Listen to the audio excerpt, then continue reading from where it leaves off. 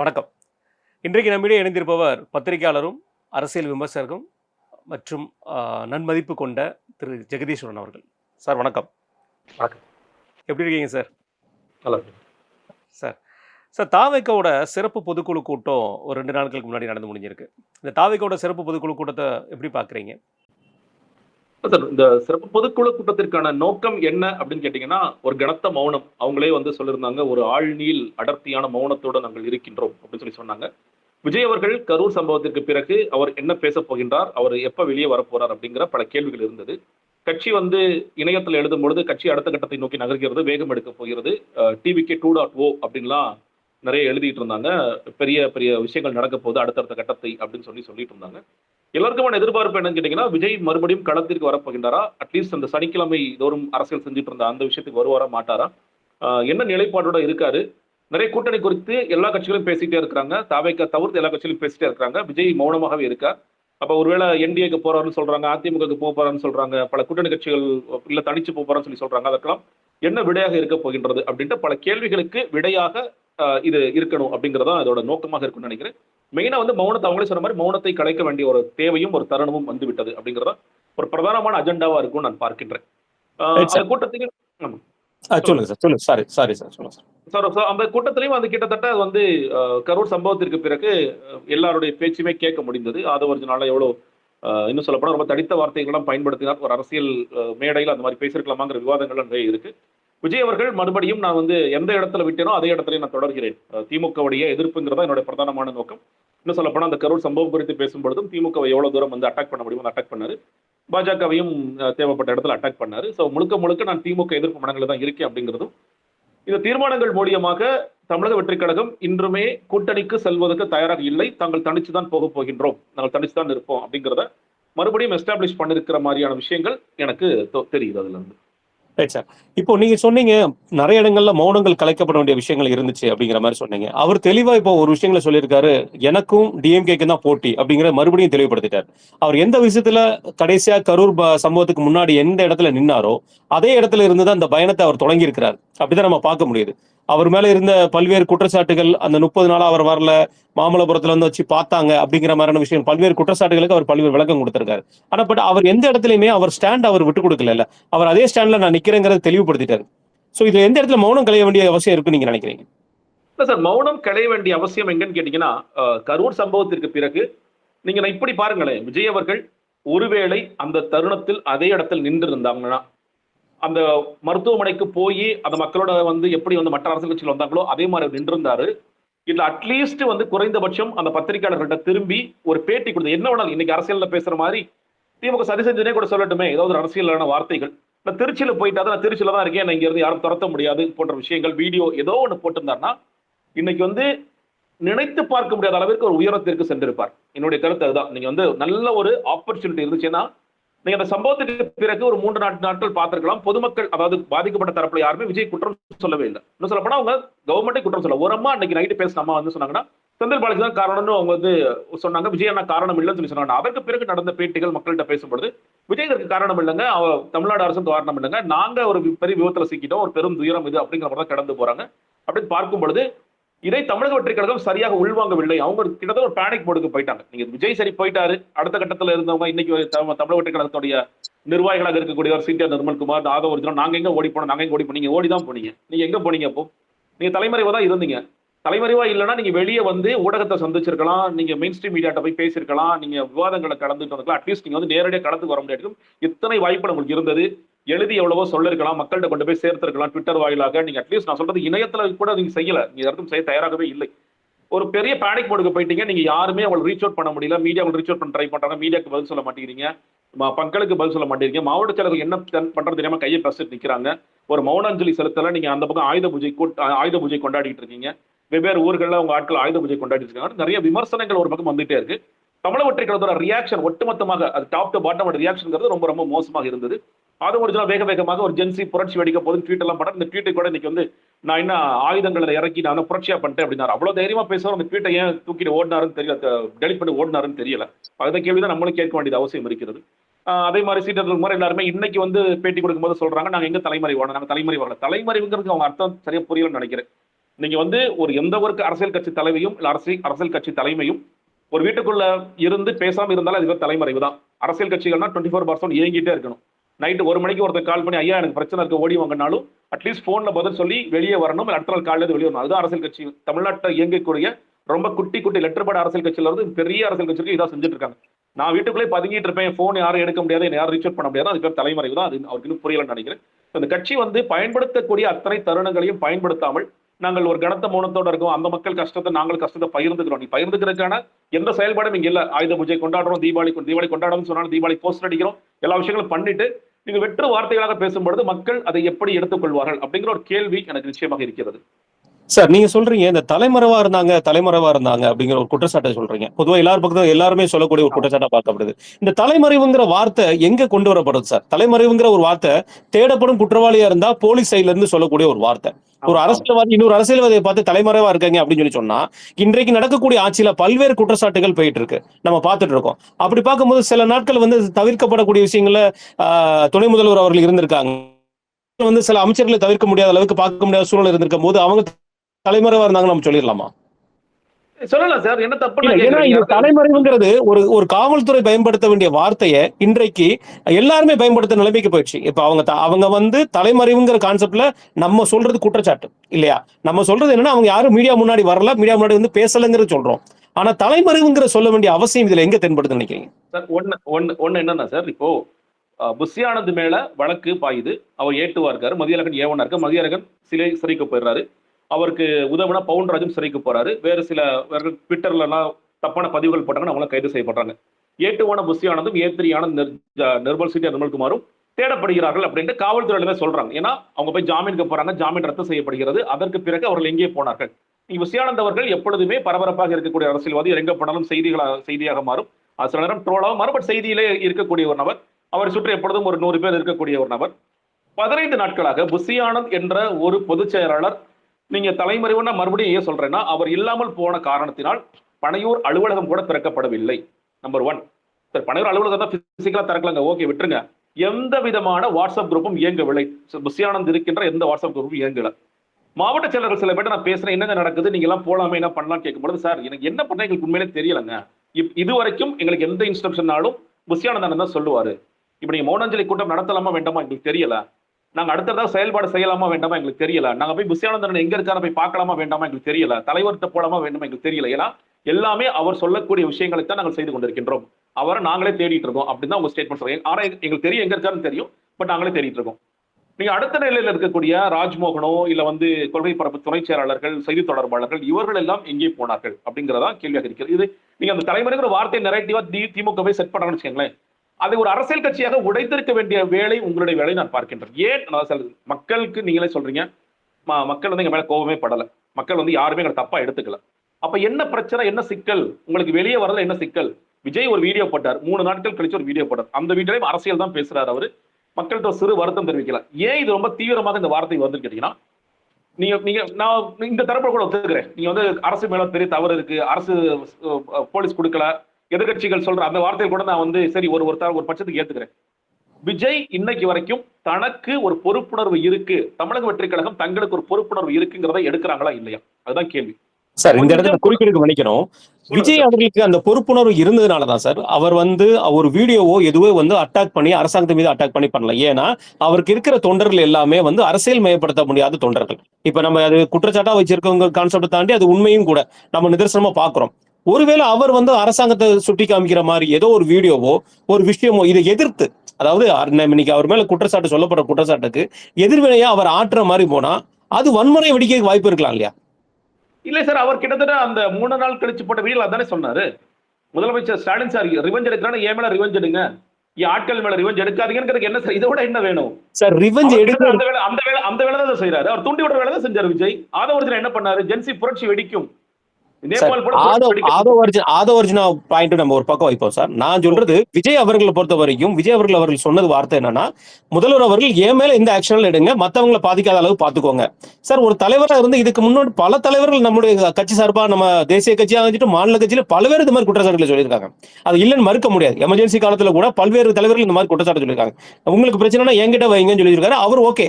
அவர் நம்ம சினிமாவிலே பார்த்துட்டு இருந்ததுனால சடனா அரசியல்வாதியா வந்ததுனால அந்த வார்த்தை சினிமா வார்த்தையா பார்க்கப்படுது. அல்ல அரசியல் சாயத்தில் அவர் பேசலங்கிற கூட நம்ம சொல்லலாமே தவிர, அதுவே அவர் தூண்டி விட்டாருன்னா அவர் எந்த இடத்துல சார் தூண்டி விட்டார் நீங்க நினைக்கிறீங்க? சார் நான் முதல்ல என்ன சொன்னேன்னா, ஒரு சின்ன அக்கௌண்டபிலிட்டி கூட எடுக்கலன்னு சொல்லி சொன்னேன். அந்த ஒட்டுமொத்த வீடியோல மன்னிப்புங்கிற வார்த்தை கூட கடினமாக இருக்கலாம். நான் வருத்தம் தெரிவிக்கிறேன் சார். உங்க ஈவெண்ட்ல போய் தான் இந்த மக்கள், உங்க ஈவெண்ட்ல உங்களை பார்க்க வந்த மக்கள் தான் இறந்து போனார்கள். அந்த குழந்தைகளாக இருக்கட்டும், பெண்களாக இருக்கட்டும், உங்களை பார்க்க வந்த அதற்கு ஒரு பொறுப்புணர்வு ஏன் இன்னைக்கு வரைக்கும் எடுக்க நீங்க மறுக்கிறீங்கன்னு கேட்கிறேன். இன்னைக்கு வரைக்கும் எடுக்க மறுக்கிறாங்க. இல்ல எங்களுக்கும் அதுக்கு சம்பந்தமே இல்ல, எல்லாமே காவல்துறை தான் செஞ்சாங்க. நீங்க நிறைய சதி விஷயங்கள் சொல்றீங்க. நீங்க மதியழகன் மனைவி என்ன சொன்னாங்க, குண்டு போட்டாங்க, கத்தி எடுத்து குத்துனாங்க. இன்னைக்கும் சில பேர் என்ன சொல்றாங்க, இது வேணும்னே செந்தில் பாலாஜி செட் பண்ணி ஆளை விட்டுட்டாரு, பாட்டில் தூக்கி அவர் தான் எரிஞ்சாரு, செருப்பு கொண்டு அவங்க தான் எரிஞ்சாங்க என்னென்னமோ சொல்லி சொன்னாங்க. ஆனா நீதிமன்றத்தில் இது எதுவுமே அவங்க சொல்றதுக்கு தயாராக இல்லை, எழுத்துப்பூர்வமாக சொல்றதுக்கு தயாராக இல்லை, பொதுக்குழுல கூட பேச்சில் அவங்க இதெல்லாம் சொல்றதுக்கு தயாராக இல்லை அப்படிங்கிறத பார்க்கிறோம்.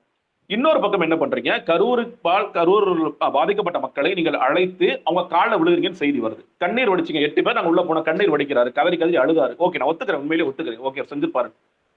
வெளிப்படையாக நீங்கள் வருத்தம் கூட தெரிவிக்காத விஜய் அவர்கள் இந்த மக்களின் காலில் ஏன் விழ வேண்டும்? ஏன்னா நான் தப்பே பண்ணல, நான் எந்த ஒரு தப்பும் பண்ணல, நான் உண்மையிலே எந்த இன்டென்ஷனோட நான் எதுவும் பண்ணல அப்படின்னு நினைக்கிற ஒரு மனிதர், இன்னும் தமிழக வெற்றி கழகம் அப்படி நினைக்கிற தமிழக வெற்றி கழகத்தின் தலைவர் எதற்காக காலில் விழ வேண்டும், எதற்காக மன்னிப்பு கோர வேண்டும், எதற்காக கதறி அழுக வேண்டும்? நான் சொல்றேன், அந்த அக்கௌண்டபிலிட்டியை வெளிப்படையாக நான் மறுபடியும் சொல்ல சார், மன்னிப்புங்கிற வார்த்தை, நான் வருத்தம் தெரிவிக்கிறேன் இந்த நிகழ்விற்கு அப்படின்னு ஏன் அந்த வீடியோல நீங்க பேசலன்னு நான் கேட்கிறேன். முதல்ல கொடுத்த அறிக்கையில அவர் தெளிவா கொடுத்திருந்தார், என்னால இந்த கூட்டத்துக்கு வந்தவங்களுக்கு இப்படி நடந்துருச்சு, அது மேலும் மேலும் என்ன பாதிச்சிருக்கு, இதுக்கு நான் மிகப்பெரிய வருத்தம் தெரிவிக்கிறேன். முதல்ல அவர் அந்த சம்பவம் நடந்த அடுத்த நாள் வந்த அறிக்கையில அவர் தெளிவுபடுத்திட்டார். இப்ப இங்க என்ன கேட்கப்படுதுன்னா, ஒவ்வொரு முறையும் விஜய் அவர்கள் மன்னிப்பு கேட்க வேண்டும்ங்கிற குற்றச்சாட்டு வைக்கப்படுது. அது மன்னிப்பு கேட்க வேண்டிய குற்றச்சாட்டுங்கிற ஒரு விஷயம் வரும்போது அவர் மேல அது குற்றச்சாட்டா போகிறதோ, அல்லது அவர் சைடு சார் ஒரு பக்கம் எடுத்து போப்பேன். இப்ப நம்ம 2 பேருக்குள்ள ஒரு பிரச்சனை இருக்குன்னா, என் சைடு நியாயம் இருக்குன்னா, நான் நியாயம் இருக்கிற சைட்ல நானே மன்னிப்பு கேட்கிறேன் அப்படிங்கிற ஒரு விஷயத்துல வரும்பொழுது தவறு அப்படிங்கிற மாதிரி விஷயத்துல உணர்ந்து நான் மன்னிப்பு கேட்கிறேங்கிறதுக்கு அந்த உணர்ச்சி தான். அந்த உணர்ந்துட்டேன் நான், இப்படி ஒரு சம்பவம் நடந்துட்டு அதுக்கு நான் மன்னிப்பு வருத்தம் தெரிவிக்கிறேங்கிறது தெளிவா அவர் கொடுத்துட்டார். அந்த குடும்பத்துக்கு நாங்க இருப்போம்னு சொல்லி சொல்லிட்டார். ஆனா இங்க எதிர்பார்க்கப்படுறது என்னன்னா, ஒவ்வொரு முறையும் விஜய் அவர்கள் மன்னிப்பு கேட்க வேண்டும், அதை நாங்கள் கண்ணால் பார்க்க வேண்டும்னா இது எப்படிப்பட்ட ஒரு விஷயம் சார்? அது இல்ல சார், நான் சொல்றேன், நீங்க எதுக்காக நீங்க வந்த மக்கள்கிட்ட மன்னிப்பு கேட்டீங்க நான் கேட்கிறேன் சார். மன்னிப்பு கூட இல்லை, கதறி ஏன் அழுதிங்க? அவர்தான் சொல்றாங்களா அந்த மக்கள் இந்த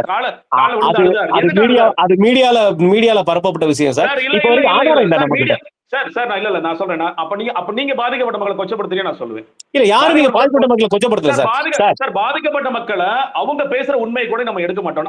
அப்போ மீடியால யார் சார் பரப்பி விடுறாங்க? அந்த ஒட்டுமொத்த பாதிக்கப்பட்ட மக்கள் பணத்துக்காண்டி இங்க இருக்காங்க, பணத்துக்காண்டி ஆசைப்பட்டு வர்றாங்கன்னு பரப்பி விடுற குற்றச்சாட்டை விட சார் இந்த குற்றச்சாட்டு பெரிய விஷயமா பாக்குறீங்க சொல்லுங்க.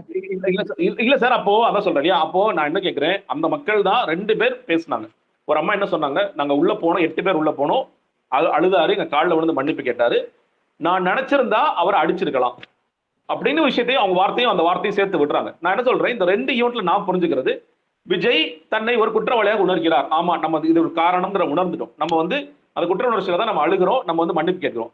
அந்த அம்மாவிற்கும் விஜயோட வீட்டுக்கு போனதுனால தான் இது நடந்துச்சு. அப்ப அவரை நான் அடிக்கிற அளவுக்கு எனக்கு ரைட் இருக்கு, எனக்கு உரிமை இருக்குன்னு சொல்லி சொல்றாங்க. நான் சொல்றேன், இதை நீங்க ஒரு க்ளோஸ் ரூம்ல பண்றீங்கல்ல, நான் அவ்வளவுலாம் நீங்க பண்ண வேண்டாம், வெளிப்படையா அவ்வளவுலாம் நீங்க பண்ணவே வேண்டிய அவசியம் இல்லை. நீ அதை வெளிப்படையாக இன்னைக்கு வரைக்கும் பண்ண மறுத்துக்கிட்டே இருக்கீங்களே. நீங்க வெளியே சொல்லும் போது என்ன சொல்றீங்க, இது மறுபடியும் கோர்ட்ல என்ன சொன்னாங்க பாத்தீங்களா, கோர்ட்ல எவ்வளவு அவமானப்பட்டாங்க பாத்தீங்களா, நறுக்கு என்ற கொட்டினார்கள் பாத்தீர்களான்னு சொல்லி சொல்றீங்க. சார், உங்களுடைய அக்கௌண்டபிலிட்டி என்ன? ஏன் சார் இவ்வளவு பேசுறீங்கல்ல, ஏன் சார் லேட்டா வந்தீங்க? மறுபடியும் சொல்றாங்க, நாங்க சொல்லவே இல்லை. புசியானதுரை பேட்டி இருக்கு, 12 மணிக்கு தளபதி வருவார். ட்விட்டர் பதிவு இன்னைக்கும் எடுத்துட்டாங்களா எடுக்கலன்னு தெரியல. 12 மணிக்கு வேலுச்சாமிபுரத்தில் விஜய் சந்திப்பு நடக்கும், நாமக்கல்லில் காலை 8:45 நடக்கும். பதிவு இருக்கா இல்லையா? சரி, அதை 2 விட்டுருங்க. அந்த ஊர்ல மைக்ல 1 மணிக்கு தளபதி கிளம்பிட்டாருமா, போகாதீங்கம்மா, தளபதி வந்துட்டு இருக்காருமா, போகாதீங்கம்மா, இங்கே நில்லுங்கம்மா, தளபதி நாங்க தண்ணி கொடுக்கலாம்னு முயற்சி பண்றோமா, அந்த கூட்டத்துக்கு 3 மணிக்கு பேசுறாரு அந்த மாவட்ட நிர்வாகி யாரோ ஒருத்தர். நாங்க உள்ள கூட தண்ணி கூட சப்ளை பண்ண முடியுமா, தண்ணி கொடுக்க முயற்சி பண்றோமா, எங்கேயும் போகாதீங்கம்மான்னு சொல்லி சொல்றாரு. இந்த விஷயத்தெல்லாம் பண்ணிட்டு நீங்க ஏன் அதை பத்தி ஏன் பேச மறுக்கிறீங்க? அப்ப விஜயோட பொறுப்புணர்வு இங்க சார் அடிப்படையில எங்க ஸ்கோலார் ஆரம்பிச்சது? காவல்துறை என்ன சார் 4 மணிக்கு 5 மணிக்கு விஜய் ஒருவேளை வந்திருந்தால் வந்திருக்கிற வாய்ப்புகள் இருந்தது, வந்திருந்தால் இந்த பிரச்சனை நடந்திருக்காது. ஏன் காலதாமதமாக வரார்? ஒண்ணு, மக்கள் என்ன சொல்றாங்க, அவர் பக்கத்துல வரும்போது கிளாஸை மூடிட்டார் சார். ஒரு வேளை மூடாம இருந்தா நாங்க அவரை பார்க்க தான் வந்து பார்த்துட்டு அப்படியே பை பை சொல்லிட்டு கிளம்பி போயிருப்போம். அது நடந்தது. சோ ஒரு கூட்டம் ஏற்கனவே வருது, ஒரு கூட்டம் ஏற்கனவே அசம்பிள் ஆயிருக்கு. அன்னைக்கு சனிக்கிழமை சம்பளம் வாங்கிட்டு விஜய் இன்னும் வரல, டிவியில பாக்குறோம், விஜய் போய் பார்த்துடலாம், ஒரு 8 போய் பார்த்துட்டு வந்துடலாம்னு சொல்லிட்டு ஒரு கூட்டம் வந்துகிட்டே இருக்கு. அப்ப இவ்வளவிற்கும் காரணமே நான் இல்ல. சொல்ல போனா நீங்க சொன்னீங்களே அந்த ட்வீட்ல நான் படிக்க ஃபர்ஸ்ட் ட்வீட் ஒரு சின்ன ட்வீட்டா போட்டார்.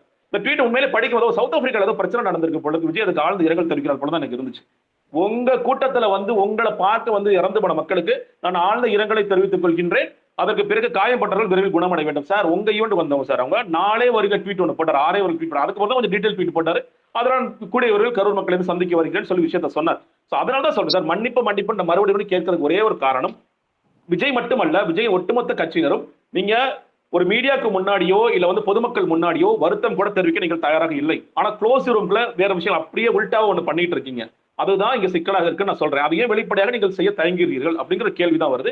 இல்ல இதனால வந்து கேஸ் பாதிக்கப்படும் கூட நீங்க சொல்ல முடியாது. இப்போ இந்த பாதிக்கப்பட்ட மக்கள் கண்டிப்பா சிபிஐ போய் பேச போறாங்க. அவங்க கேட்டிருப்பாங்க, என்னப்பா விஜய் பண்ணாரு, நீங்க என்ன ஏதாவது சொன்னாருங்களா அப்படின்னு கேட்டா விஜய் சொல்லதான் போறாங்க. அப்போ நீ கேஸ் பாதிக்கப்படும், சிபிஐ எங்களை என்ன கேட்பாங்க, காவல்துறை என்ன நினைப்பாங்க, அதெல்லாம் இல்லை. நீங்க வெளிப்படையாக நான் அரசியல் மட்டும் தான் செய்யணும்னு நீங்க நினைக்கிறீங்க. உள்ளுக்குள்ள உங்களுக்கு அந்த குற்ற உணர்வு இருக்கு. அது வரைக்கும் நான் வரவேற்கிறேன், சந்தோஷப்படுறேன். குற்ற உணர்வுக்கு தயவு செய்து மதிப்பு கொடுங்க. அது வெளிப்படையாகவும் முடிந்த நேரத்தில் பேசுங்க தான் நான் சொல்றேன். வேற ஒன்றும் சரி சார். இப்ப நம்ம அந்த சிறப்பு பொதுக்குழுக்கு வரோம் சார். சிறப்பு பொதுக்குழுல நம்ம பல்வேறு விஷயங்கள் நம்ம பார்த்தோம். அதுல பொதுக்குழு தீர்மானங்கள் ஆகட்டும், விஜய் அவர்களோட பேச்சு, ஃபர்ஸ்ட் விஜய் அவரோட பேச்சை நம்ம எடுத்து பார்த்துக்கலாம் சார். அவர் சொன்னது என்னன்னா, முதலமைச்சர் அவர்கள் சட்டப்பேரவையில தாவேகா நிர்வாகிகள் யாருமே இல்ல, எம்எல்ஏக்கள் உறுப்பினர்கள் யாருமே இல்லாமல், கட்சி பேர் குறிப்பிடாமல் இப்படி பண்ணாங்க, அந்த கட்சி இப்படி பண்ணாங்கன்னு சொல்லி பல்வேறு குற்றச்சாட்டுகளை சொன்னார். நம்ம சட்டசபையோட மரபு தெரியும், உறுப்பினர்கள் இல்லாத இடத்துல அது பேசக்கூடாதுன்னு ஒரு விஷயம் உண்டு. அந்த மரபு வந்து சட்டசபையில என்றைக்குமே உண்டு. அந்த இது குற்றச்சாட்டு சொல்லியிருந்தாரு. அந்த குற்றச்சாட்டுக்கு உச்சநீதிமன்றத்துல இருந்து சொன்ன பதில்கள், இதை நான் சொல்லலைங்க, உச்சநீதிமன்றத்துல இருந்து இந்த கேள்விகளுக்கு இந்த பதில் இருக்குன்னு சொல்லி ஒவ்வொரு பதிலும் அவர் அடக்கியிருக்காரு. இந்த பதிலை நீங்க எப்படி பாக்குறீங்க? திருப்திகரமா இருக்கா உங்களுக்கு? சார், நம்பர் 1, சட்டமன்றத்தில் இது ஏன் விவாதத்திற்கு உட்படுத்தப்பட்டது? முதலமைச்சர் தானாக எந்திரிச்சு நேற்று ஒரு கூட்டம் நடத்தி பேசுறாரா? இல்ல. கவனஈர்ப்பு தீர்மானத்தை எதிர்க்கட்சி தலைவரான எடப்பாடி பழனிசாமி கொண்டு வர்றார். அதற்கு பிறகுதான் அவர் பேசுறாரு, அவர் சொல்றாரு அவருக்கு சரியான இடம் கொடுக்கல, காவல்துறை ஃபெயிலியர், பாதுகாப்பு சரியா கொடுக்கல. அதற்கு பதிலாகத்தான் முதலமைச்சர் பேசுறார். முதலமைச்சர் என்னமோ திடீர்னு வந்துருச்சு, என்னப்பா விஜய் பத்தி நீங்க பேசிடலாமா, விஜய் வந்து கால் போட நம்ம பேசலாமா, வன்மத்தோட பேசலாமான்னு பேசல. அதனால விஜய் அவர்களுக்கு அது தெரியாமல் இருக்கலாம். அப்போ ஒரு எதிர்கட்சி தலைவர் எந்திரிச்சு விஷயங்களை கேட்கும் போது உள்துறை தாங்கிக் கொண்டிருக்கிற முதலமைச்சரோ இல்ல வேறு யாரோ ஒருத்தர் பதில் சொல்லித்தான் ஆக வேண்டும். எனக்கு என்னன்னா, உண்மையில எனக்கு எடப்பாடி அவர்கள் உறுப்பினரே அந்த கட்சிக்கு எதுக்கு இவ்வளவு தூரம் அவருக்கு மெனக்கென்றாரு? அவர் வந்து கிட்டத்தட்ட செய்தி தொடர்பாளர் அளவுக்கு ரேஞ்சில் இறங்கி பேசிட்டு இருக்காரு விஜய் சார். அதுக்கு ஒரு காரணம் இருக்குல்ல சார், 41 பேரோட இறப்பு, அதுக்கு அரசாங்கத்துக்கு பொறுப்பு இல்லைன்னு சொல்லிட்டு ஒரு சைடு போகும்போது அது ஒரு அரசாங்கத்துக்கு பொறுப்பு இல்லைன்னு விஷயத்துல சார், விஜய்க்கு பொறுப்பு இருக்கு, விஜய் மன்னிப்பு கேட்கலங்கிற ஒரு விஷயம் சொல்றீங்க. அரசாங்கத்துக்கோ மொத்தத்துக்கோ பொறுப்பே இல்லாத மாதிரி இன்னைக்கு பேசப்படுது இல்லையா? அதை எப்படி பாக்குறீங்க நீங்க? சொல்றாங்க. நான் ஒன்னே கேட்கிறேன் சார், நீங்க அரசாங்கத்துக்கு பொறுப்பு எங்க பிக்ஸ் பண்ணலாம் நான் சொல்றேன். ஒண்ணு, இந்த இடம் கொடுத்ததில் அரசாங்கம் தவறு செய்து விட்டது. அந்த நிர்வாகிகள் என்ன சொல்றாங்க, நாங்க 3 இடம் சார், முதல்ல வந்து டேட்ல இருந்து ஆரம்பமே 27ஆம் தேதி தான் இந்த நிகழ்வு நடக்குது. அவங்களே கோர்ட்ல போட சொன்னாங்க, எங்களுக்கு 26ஆம் தேதி பர்மிஷன் கொடுத்தாங்க. கேட்கறவங்க பதவதப்பா, ஐயோ வேண்டாம், 27 ஈவென்ட் நடக்குது, யாராவது 26 பர்மிஷன் கொடுப்பாங்களா? காவல்துறை எவ்வளவு கொடூரமா நடந்திருக்கு. நீங்க கேட்க மறந்த கேள்வி, என்னைக்கு சார் நீங்க லெட்டர் கொடுத்தீங்க, என்னைக்கு சார் கேள்வி? 25. இதை மட்டும் ஏன் மறைக்கிறீங்க தான் கேட்கிறேன். நீங்க ஏன் 25 வருது?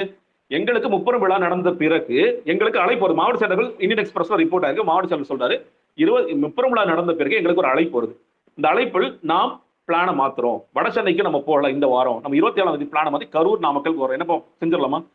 பௌசியான சொன்னா சரி நீ செஞ்சிடலாமா சொல்லுவாங்க. அப்ப உடனே காவல்துறையிட்ட போய் நீ போய் இடத்துக்கு பர்மிஷன் வாங்க. அவங்க போய் ஃபர்ஸ்ட் லிஸ்ட் என்ன பண்ணி கொடுக்குறாங்க, அண்ணா சாலை கொடுங்க, உழவர் சந்தை கொடுங்க. அவங்க சார் உழவர் சந்தையில சிக்கல் இருக்கு, நிறைய ரொம்ப கிரௌட் வந்துச்சுன்னா உங்க கிரௌடுக்குலாம் தாங்காது. அண்ணா சாலையில அவரே சொன்ன மாதிரி அங்கிட்டு வந்து இது இருக்கு, ஆறு போயிட்டு இருக்கு.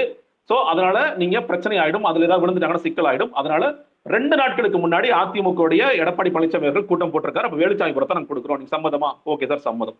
இதற்கு பிறகு காவல்துறை தரப்புல இது சிபிஐல உண்மையா சார், நான் வந்து உண்மையோ பொய்யா எனக்கு தெரியாது. காவல்துறை தரப்புல டேவிட்சன் ஆசீர்வாதம் அவர் சொன்னது, அதிமுக மீட்டிங்க்கு நாங்க 147 பேர் தான் போலீஸ் கொடுத்தோம், விஜய் மீட்டிங்க்கு 500 பேர் கொடுத்தோம். அதனால அது ஒரு ஆர்கனைஸ்ட் கிரௌட், இது ஒரு அன்ஆர்கனைஸ்ட் கிரௌட், அதனால 500 பேர் கொடுத்தோம் அப்படிங்கிற சொன்னாரு.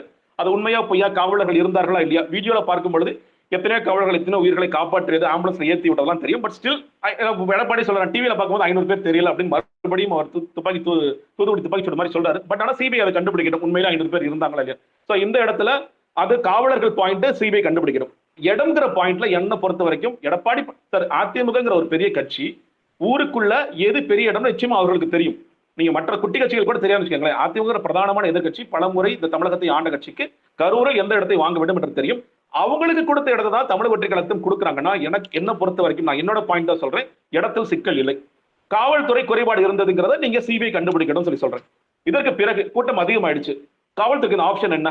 நான் கேள்விப்பட்ட வரைக்கும் ஒரு 5:30 மணிக்கு புஷியானந்த் அவரிடம் அழைத்து, சார் ஒண்ணு உடனடியா வாங்க, இல்ல கூட்டத்தை கேன்சல் பண்ணுங்கன்னு சொல்லப்பட்டதாகவும், புஷியானந்த் போய் John Arokiasamy Madhava sir cancel பண்ணலாமா, அவங்க கேட்கறாங்க, கேன்சல் பண்ணிட்டு பேசாம ரத்து பண்ணிடலாமா கேட்கும்போது, இல்ல முடியாது, இந்த கூட்டத்தை நடத்தி தான் தீர்வுன்னு இவர்கள் சொன்ன மாதிரி ஒரு ஸ்டேட்மெண்ட் இருக்கு. இப்போ ஒருவேளை காவல்துறை சார் ரொம்ப கிரௌடா இருக்கு, அசம்பாவிதம் நடந்தோம், நாங்க பயப்படுறோம், இப்பயே 4 பேர் ஹாஸ்பிட்டல் சார் மாதிரி இருக்காங்க, நாமக்கல் 4 பேர் ஹாஸ்பிட்டல்ஸ் ஆயிட்டாங்க, நீங்க கிளம்பி போங்க சார்னு சொல்லி சொன்னா, விஜய் என்ன சொல்லுவாருன்னா, பாத்தீங்களா சிஎம் சார் செந்தில் பாலாஜி பயந்துட்டாரு, பாத்தீங்களா நான் அந்த ஊருக்குள்ள வரக்கூடாதுன்னு எவ்வளவு வேலை பண்றீங்க பாத்தீங்களா அப்படின்னு சொல்லி சொல்லுவார்.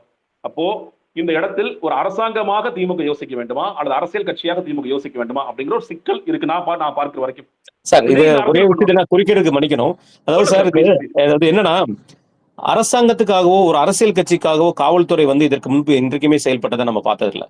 அவங்களுக்கு கண்ட்ரோல் பண்ண முடியலன்னா அந்த இடத்துல நிப்பாட்டுறதுக்கு காவல்துறைக்கு முழு அதிகாரம் இருக்கு.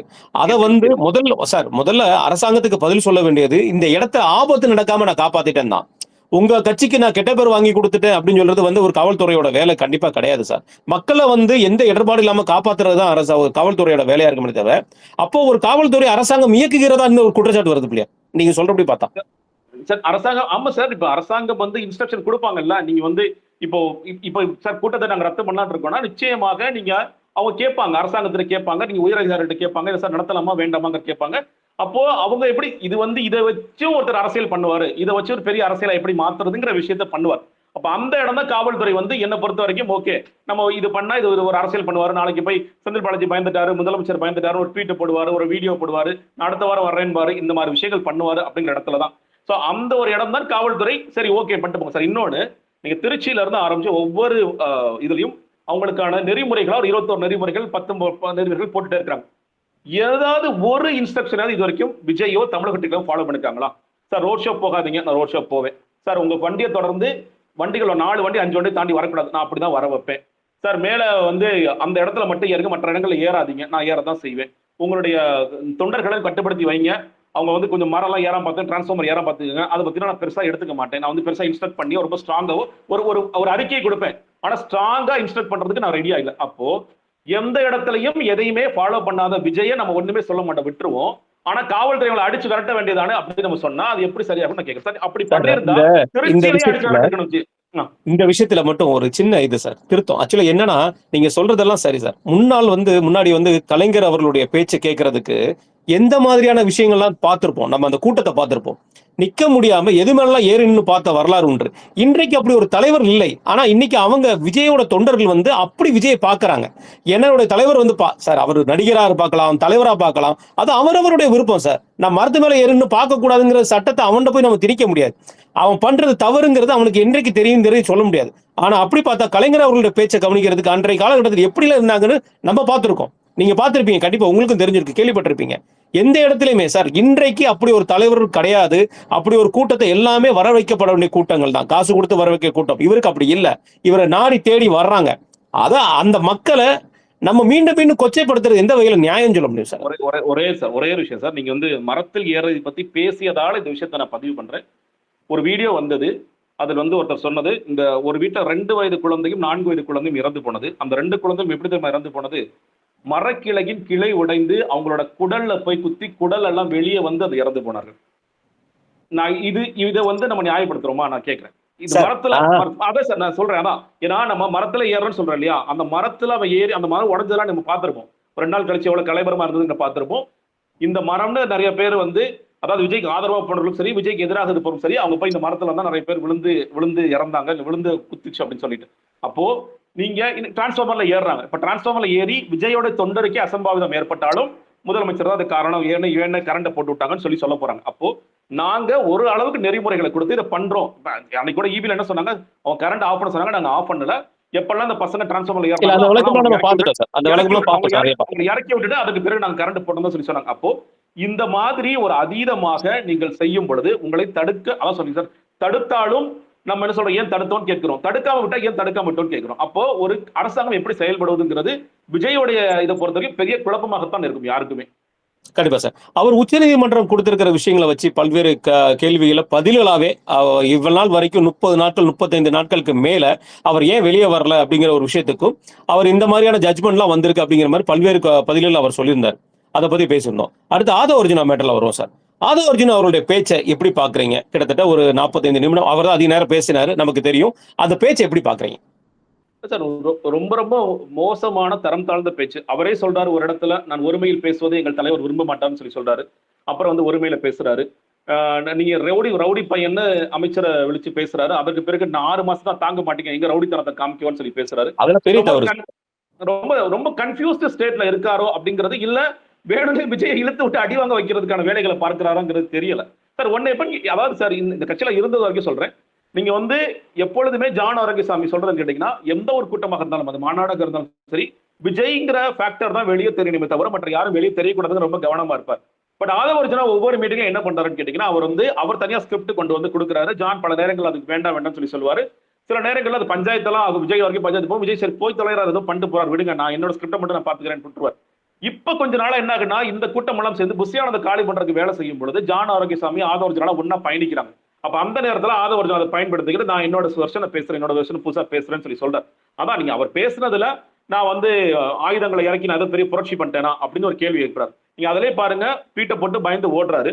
கோர்ட்டுக்கு போகும்போது எனக்கு மனநிலை சரியில்லைங்கிற மாதிரி ஒரு ஸ்டேட்மெண்ட் எழுதி கொடுக்குறாரு. மாறி மாறி மாறி இப்படி பேசுனீங்கன்னா உண்மையிலேயே இதெல்லாம் யாருக்கு பாதிப்பு ஏற்படுதுன்னா விஜய்க்கு தான் பாதிப்பு ஏற்படுது. யாதவ அர்ஜுனா விட்டுருவாங்க. ஏங்க விஜய் என்னங்க ஒரு ஆளை இப்படி போட்டு வச்சிருக்காரு, தாவேக்கு என்னங்க இப்படி ஒரு ஆளை போட்டு வச்சிருக்கு, பெரிய அளவுக்கு ஏதோ ஒரு பெரிய அறிவாளி நினைச்சோம், இவர் அந்த கட்சியில பயணிச்சிருக்காரு, இந்த கட்சியில பயணிச்சிருக்காருன்னு பேசும்போது நினைச்சிட்டு இருக்கும் பொழுது விஜய்க்கான ஒரு ஆபத்தையே வந்து ஆதவ அர்ஜுனா பெருசா உருவாக்குறாரு. விஜய் பேசினாரு, அவருக்கு வந்து திமுக எதிர்ப்பு தான் மையப்புள்ளி, அதற்கு பிறகு என்ன பேசணும், எனக்கு வந்து என்னென்ன இது எப்படிலாம் நான் கஷ்டத்தை அனுபவிச்சேங்கிற மாதிரியான விஷயத்தை சொன்னாரு. அது மக்கள்கிட்ட போய் கனெக்ட் ஆகுது.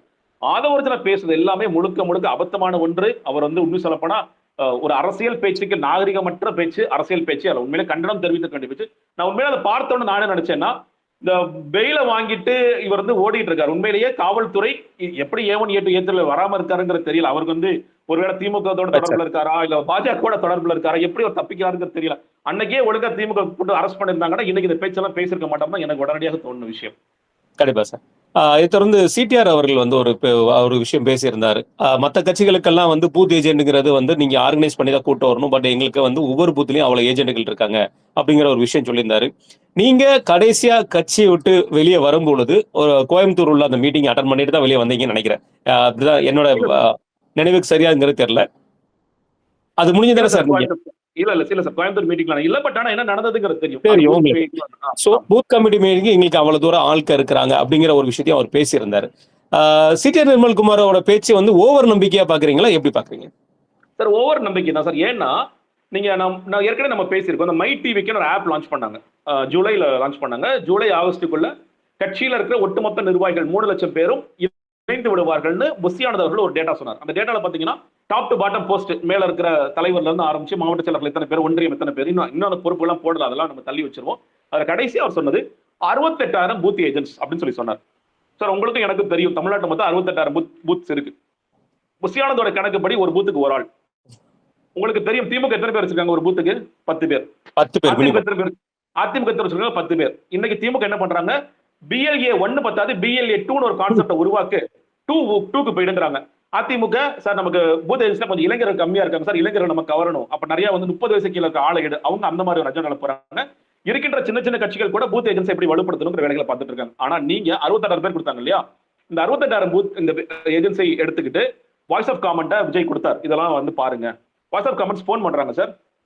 அவரது யாருங்க நீங்கன்னு கேட்கிறாரு. நான் தமிழக வெற்றி கழகத்துல பேசுறேன், பூத் ஏஜென்ட் அதிமுக இருக்கேன், எனக்கு ஏன் போன் பண்ணுறீங்கன்னு கேட்கிறாரு. 25,000 பூத் ஏஜென்ட்ஸ் இது வந்து போலி. நிறைய பேரோட போன் நம்பர் தப்பு. அவங்க என்னன்னா வழக்கமா சில பேர் எழுதுவாங்க இல்லையா, நம்ம ஓட்டர் லிஸ்ட் எடுத்து வச்சுட்டு பேர் எழுதி தள்ளிட்டாங்க. நம்ம போன் நம்பர்ல என்னென்ன நம்ம கான்டாக்ட் லிஸ்ட்ல இருக்கோ அந்த நம்பர் எல்லாம் போட்டு அனுப்பிச்சு விட்டுறோம். சார் நீங்க வெங்கடேஸ்வரனா யாருப்பா, நீ சம்பந்தம் இல்லாம என்ன பேசிட்டு இருக்க அப்படின்னு சொல்லி இது மாதிரி 25,000 ஃபேக்னு கொண்டு போய் மறுபடியும் ஆதவ அர்ஜுனா விஜய்கிட்ட கொடுக்குறாரு. விஜய் கூப்பிட்டு புஷியானது கேட்கிறார், என்னென்ன இப்படிலாம் தப்பாயிருச்சுன்னு. அவர் உண்மையிலே இந்த மாடல் நம்பினார். மாடல் போன போட்டு அண்ணே அதெல்லாம் நாங்க ஃபேக்கா எழுதி கொடுத்தோம், ஏன்னா அதெல்லாம் போய் தலைவர்கிட்ட கொடுத்து இவன் கேட்கிறான். சோ நீங்க சொல்ற அந்த 68,000 பேர்லயே 25,000 ஃபேக். நீங்க 68,000 ஒரு பூத்துக்கு ஒரு ஆள் 10 பத்தாது. அரசியல் தெரிஞ்சவங்களுக்கு தெரியும். சீட்டார் நிர்மல்குமார் கள அரசியல் தெரியாது. அவர் இணையத்திலே வாழ்ந்துட்டு இருக்கவர். அவருக்கு தெரியாது. ஒரு களத்திற்கு ஒரு பூத்துக்கு 10 பேர் வேணும். 10 பேர். அந்த 10 பேர் இருந்தாலே சார் இவங்க என்ன பண்ணுவாங்க? பூத் அன்னைக்கு உட்காந்து, தம்பி இப்ப பிரியாணி சாப்பிட்டு வரியாப்பா, தம்பி கூட்டி போய் டீ வாங்கி கொடுங்க பாம்பாங்க. இப்ப நம்ம கண்டிப்பா. பாக்குறோம், நாம் தமிழர் எப்படி பர்ச்சேஸ் பண்றாங்க, மற்ற கட்சிகளை எப்படி பர்ச்சேஸ் பண்றாங்க, எவ்வளவு கஷ்டப்பட்டு இருக்காங்க எனக்கு தெரியும். அப்படி இருக்கும் பொழுது இன்னைக்கு நிதர்சனமான உண்மை 68,000 அவங்க நம்பர் சொல்றேன். நானா அது 8 கட்டெல்லாம் சொல்ல. கோயம்புத்தூர்ல போட்டாங்க, ஒரு 5,000 பேர் வந்தாங்க. அதுக்கு பிறகு பூத் கமிட்டி எல்லாம் பெருசா அவங்க போடவே இல்லை அப்படிங்கிற பார்க்க முடிகிறது. ஒட்டுமொத்தமாக இன்னைக்கு பூத் ஏஜென்ட்ஸ் இருக்காங்களா அப்படின்னு கேட்டீங்கன்னா இல்ல. மெம்பர்ஷிப்ல இருந்து எடுக்கலாம். இவங்களுக்கு வந்து மெம்பர்ஷிப்ல நிறைய இருக்கு, அதுல இருந்து எடுக்கலாம். அதுக்கு ப்ராப்பரா ஒர்க் அவுட் பண்ணி எடுக்கணும். பட் அதெல்லாம் இந்த மாவட்ட செயலர்கள் செய்வார்களா அப்படிங்கறதெல்லாம் பெரிய கேள்விதான் சார். சோ ஒரு அதீத நம்பிக்கையில தான் அவர் பயணிச்சிட்டு இருக்காரு. அவரு வந்து ஒரு ஒரு ப்ரொஜெக்ஷன் கொடுக்குறாரு, அது உண்மை அல்ல. சார், இறுதியா இந்த விஷயத்துல ஒரு கேள்வி சார். மீண்டும் வந்து திமுகக்கும் தாவேக்கும் தான் 2026 கடும் போட்டி அப்படிங்கிற ஒரு விஷயத்துல முடிவு எடுத்திருக்கிறாரு. இது விஜய் அவர்களுடைய ஓவர் கான்பிடன்ட் நினைக்கிறீங்களா, இல்ல விஜய் அவர்கள் கொண்ட கொள்கையில இறுதியா இருக்கிறாங்க, நிலையா நிற்கிறார் நீங்க நினைக்கிறீங்களா? சார் இன்னைக்கு நீங்க வந்து இல்ல நான் வந்து என்டிஏக்குள்ள போறேன், இல்ல நமக்கு ஒரு காம்ப்ரமைஸ் தேவைப்படுது, சூசகமா நம்ம திமுக வீழ்த்துவதா நம்முடைய லட்சியம் அப்படின்னு சொல்லி பேசுனீங்கன்னா நீங்க காம்ப்ரமைஸ்க்கு ரெடி ஆயிட்டீங்கன்னா இன்னைக்கு எக்ஸ்போஸ் ஆயிடுவீங்க. அது எந்த தலைவரும் சொல்ல மாட்டார். நான் நாளைக்கு ஒரு கட்சி நடத்தி என் கட்சியில 4 பேர் இருந்தாலும் முதலமைச்சர் வேட்பாளர் ஜெகதீஸ்வரன் தான் சொல்லி சொல்லுவேன். நான் வந்து முக ஸ்டாலின், எடப்பாடி பழனிசாமி சொல்ல மாட்டேன். அதுதான் இன்னைக்கு விஜயம் பண்ணிட்டு இருக்காரு. வேற வழியே கிடையாது. எல்லாமே ஜனநாயகனுடைய ரிலீஸ்க்கு பிறகு இதெல்லாம் செட்டில் ஆகும். அவர் என்டிஏக்குள்ள போறாரா இல்ல தனிச்சு தான் அப்பயும் நிக்க போறாரா அப்படிங்கிறது அப்புறம் செட்டில் ஆகும். நான் அப்படி பாக்குறேன்னா ஒருவேளை விஜய் தனிச்சு தான் இருக்க போகிறார் என்றால் என்ன பொறுத்த வரைக்கும் பெரிய ஸ்பாயிலரா இருப்பாரு. அது யாருக்கு அட்வான்டேஜ் அப்படிங்கிறது நம்ம எல்லாருக்குமே தெரியும். ஒருவேளை என்டிஏக்குள்ள போனாருன்னா காம்படிஷன் டஃப் ஆகலாம். நம்ம ஏற்கனவே டாப் டஃப் ஆகலாம். பட் ஆனா விஜயோட பொலிட்டிக்கல் கேரியர் என்ன ஆகுங்கிற கேள்வியும் அதுல சேர்ந்து இருக்கு. பொலிட்டிக்கல் கேரியர், சினிமா கேரியர் என்ன ஆகுங்கிற கேள்வியும் சேர்ந்து இருக்கு. அப்ப விஜய் எப்படி முடிவெடுக்க போகிறார் எல்லாமே ஜனநாயகனுடைய முடிவுகளுக்கு பிறகு. இன்னொன்னு, இந்த கரூருடைய சிபிஐ வசம் வழக்கு போன பிறகு இது விசாரணை எப்படி போகின்றது, இதில் ஏதேனும் அரசியல் அழுத்தங்கள் வருகிறதா அப்படிங்கறதெல்லாம் சேர்ந்துதான் இதெல்லாம் டிசைட் பண்ண நான் பாக்குறேன்.